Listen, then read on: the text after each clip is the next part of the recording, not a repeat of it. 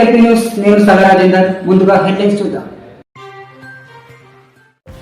జగిత్యాల జిల్లా మెట్పల్లి విశాల సహకార సంఘం నూతన అధ్యక్షుడిగా కోమరెడ్డి తిరుపతి రెడ్డిని ఏకగ్రీవంగా శుక్రవారం ఎన్నుకున్నారు. విశాల సహకార సంఘ భవనంలో డీసీఓ సత్యనారాయణ ఆధ్వర్యంలో జరిగిన ఎన్నిక సమావేశంలో 10 మంది డైరెక్టర్లు హాజరు కాగా ఏకగ్రీవంగా 9 మంది డైరెక్టర్లు కోమరెడ్డి తిరుపతి రెడ్డికి మద్దతు తెలపడంతో నూతన అధ్యక్షుడిగా కోమరెడ్డి తిరుపతి రెడ్డిని ఎన్నికైనట్లు డీసీఓ సత్యనారాయణ ప్రకటించారు. అనంతరం నూతన అధ్యక్షుడిగా ఎన్నికైన కోమరెడ్డి తిరుపతి రెడ్డికి మిఠాయిలు తినిపించి అభినందించారు. శాలువ పూలమాలలతో ఘనంగా సన్మానించారు. ఈ సందర్భంగా సహకార సంఘం నూతన అధ్యక్షులు తిరుపతి రెడ్డి మాట్లాడుతూ జువ్వాడి నరసింగారావు, జువ్వాడి కృష్ణారావు, కోమరెడ్డి కరంల సహకారంతో అధ్యక్ష బాధ్యతలు చేపట్టానని, వారి సహకారంతో పాలక మండలి అభివృద్ధి చేస్తానని అన్నారు.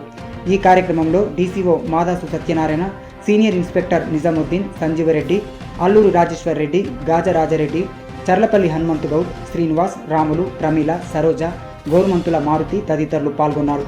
ఎన్నిక అనంతరం కాంగ్రెస్ పార్టీ కార్యాలయంలో కోరుట్ల నియోజకవర్గ నరసింగారావు నూతన అధ్యక్షుడు కోమరెడ్డి తిరుపతి రెడ్డిని ఘనంగా సన్మానించారు.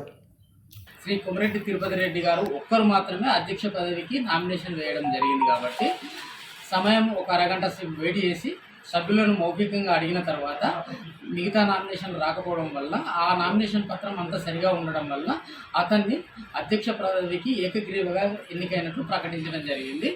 ఈ యొక్క పదవి మిగతా సహకార సంఘాల అధ్యక్షుల కాల పరిమితి ఎంత ఉందో అప్పటిదాకా మాత్రమే ఉంటుంది.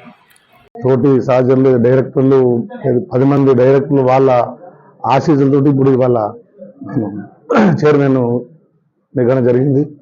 ఇది అంటే నాది విజయం కాదు, మా డైరెక్టర్లదే విజయం.